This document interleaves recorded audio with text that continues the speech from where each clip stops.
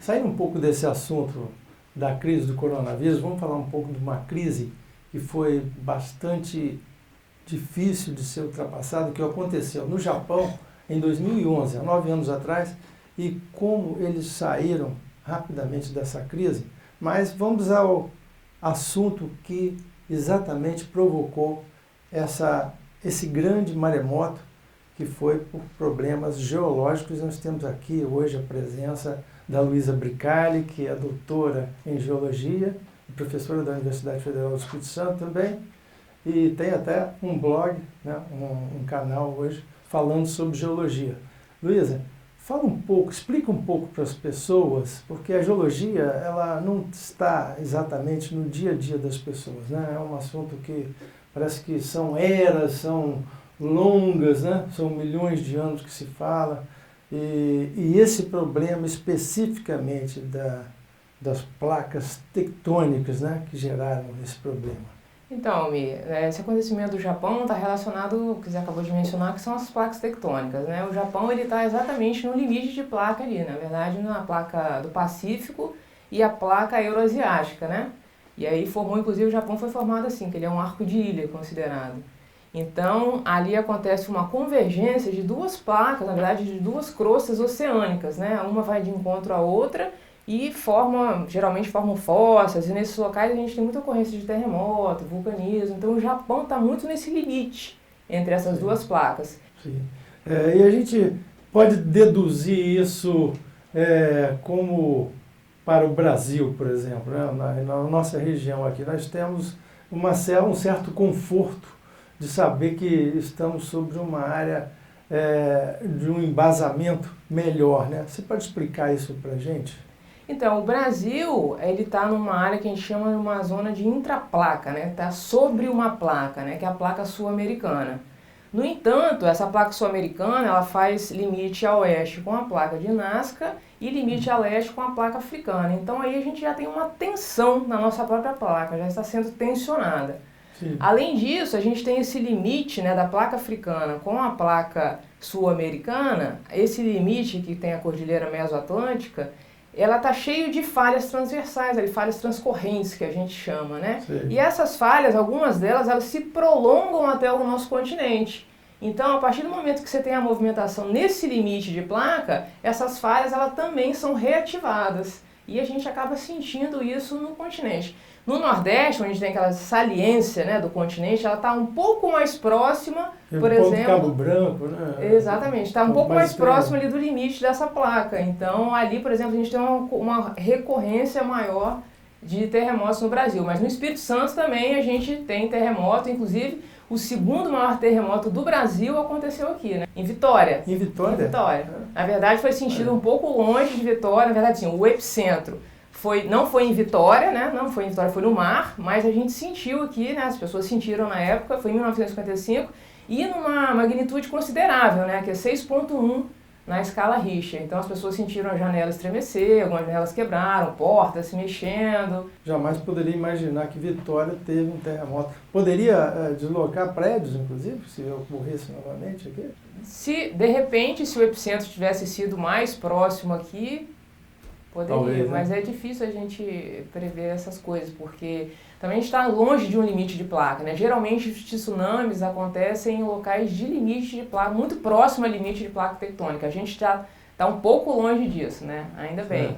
Voltamos já com a nossa entrevista com a doutora em geologia, Luísa Bricali, explicando um pouco sobre a geologia e as nossas paisagens do nosso estado, do Espírito Santo.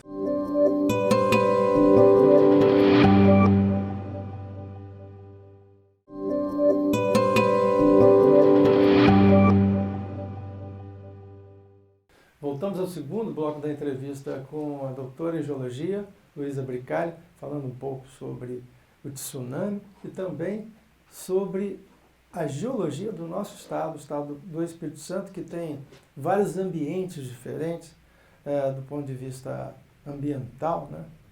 Nós temos uma diversidade muito grande de ambientes, desde a restinga na beira-mar, desde o mar, né, até o ponto mais alto do Brasil, na região central, né, é o Pico da Bandeira. Fala um pouquinho para a gente, Luísa. Então, na verdade, o Espírito Santo, eu costumo dizer que ele é um mosaico da geologia, né? A gente tem diversos ambientes geológicos, diversos processos geológicos aqui. E uma das coisas que chama bastante atenção, as pessoas sempre falam, 40 minutos a gente sai do mar para a montanha, né? É um pouco isso mesmo. Então, a parte oeste do nosso estado, nós temos as rochas do embasamento pré-cambriano, são rochas mais antigas, né? Um complexo de rochas ígneas e metamórficas, e faz parte ali a porção sul do estado, por exemplo, que é a Serra da Mantiqueira, né? A porção norte da Serra da Mantiqueira, a região sudeste, pega esse pedaço do sul do Espírito Santo, que é onde sobe para Domingos Martins ali, tem aqueles pontos altos. Tem uma Serra do Caparaó também, né, uma serra importante. E vindo um pouco mais para leste, a gente tem a Formação Barreiras, né, que são aquelas falésias bonitas que as pessoas conhecem aí, indo para a praia de Guarapari, Meiaípe, né. Inclusive tem umas falésias até na beira do mar, né, que vão ali perto de Ubu, né. Exatamente, elas acabam ali exatamente no mar, né, que já é um outro tipo de rocha. São rochas sedimentares que são formadas a partir da erosão e do intemperismo dessas rochas que eu acabei de citar, né, que estão mais oeste, são mais antigas. E nós temos as rochas, os sedimentos quaternários, né, que é essa planície da praia, né, por exemplo, quem conhece bem a região ali da Foz do Rio Doce, a Regência, né, ali é uma área típica para poder falar um pouco disso, que é uma planície grande, quaternária e um material mais novo ainda que a Formação Barreiras, com essas falésias aí. Então nós temos ambientes bem diversificados. E o norte do Espírito Santo? Então, o norte do Espírito Santo a gente poderia mencionar a região de Pancas, né, que é uma região super conhecida e uma região do ponto de vista geológico muito rica, que forma aqueles pães de açúcar, né. Até é digno de comentário, porque alguns dos estrangeiros que eu conheci, que vieram para cá, falaram de Pancas e dessas regiões dos pontões ali, com um encantamento muito grande que a gente que mora aqui, às vezes não percebe. Quer dizer, muitos dos capixabas que moram em Vitória não conhecem essa região, que é riquíssima em paisagem, com pontões, né? É muito interessante. Aqueles pontões nada mais são do que intrusões de rochas, né, magmáticas, e elas estão relacionadas também a muito fraturamento. É interessante que a gente, por exemplo, se comparar com algumas regiões da Europa, né, que tem aqueles picos, né, dolomites e tal, aqueles picos bem fininhos, aqui a gente não tem isso arredondado. Qual a comparação que a gente pode fazer geológica aí? Então, essa pergunta sua é interessantíssima, né? Isso é um ponto super importante, exatamente isso. Essa diferença na paisagem é muito gritante, exatamente por isso. Porque na Europa, por exemplo, o clima é diferenciado, né? Nós estamos no Brasil numa região intertropical, né? E lá numa região temperada. Então, as temperaturas elas são mais baixas e a precipitação, né? No caso, a precipitação em forma de chuva, ela é muito mais baixa. Então, não tem como atuar. Então, nós temos aquelas relevos mais pontiagudos, né? E não abaulados. Eu falei dos pães de açúcar no Brasil, mas quase todo o relevo do Brasil, se a gente observar, o cume dele é o que? Bem arredondadinho, né? Geralmente são abaulados, exatamente por isso. Tem aquelas vertentes muito bem definidas, né? Exatamente. E o que define isso é o que a gente chama de intemperismo, né? Então tem temperismo físico e químico. No Brasil nós temos os dois, mas o que predomina mais, digamos assim, é o químico, em função da temperatura e da precipitação.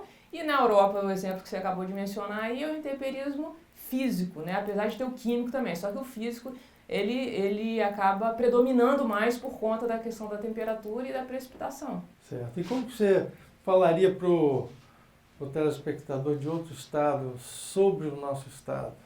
Como você sintetizaria do ponto de vista geológico da sua diversidade? Eu sintetizaria do que eu acabei de mencionar, assim, né? Acabou virando um jargão um pouco para mim, que é o Espírito Santo, ele é um mosaico da geologia. Por quê? Porque dentro de um limite político, né, um limite, na verdade, do Estado, Sim. Dentro desse limite, coincidentemente, nós temos uma diversidade de ambiente geológico, de rocha geológica e de processo geológico. Isso é muito raro você ter dentro de um limite. Geralmente é um limite mais natural que você encontra essas coisas. Então aqui no Espírito Santo, a gente tem de tudo. Agora, Luísa, eu queria agradecer a sua presença e dizer para os telespectadores que a Luísa tem um blog, um canal, né? Fala um pouquinho sobre isso antes da gente se despedir. Bom, eu que agradeço o convite, muito bom estar aqui, poder falar da geologia, principalmente da geologia do Espírito Santo. Recentemente eu criei um canal no YouTube, exatamente para poder trazer a geologia e demonstrar a importância da geologia para a sociedade, né? E fazer um link do que a gente tem desenvolvido na universidade e fazer um link com a sociedade, na verdade, né? O que está na academia com a sociedade. Ok. Muito obrigado, Luísa. Obrigada a você, foi um prazer. Prazer é o nosso. Fique conosco na TV Ambiental, canal que te reconecta. 525 da NET.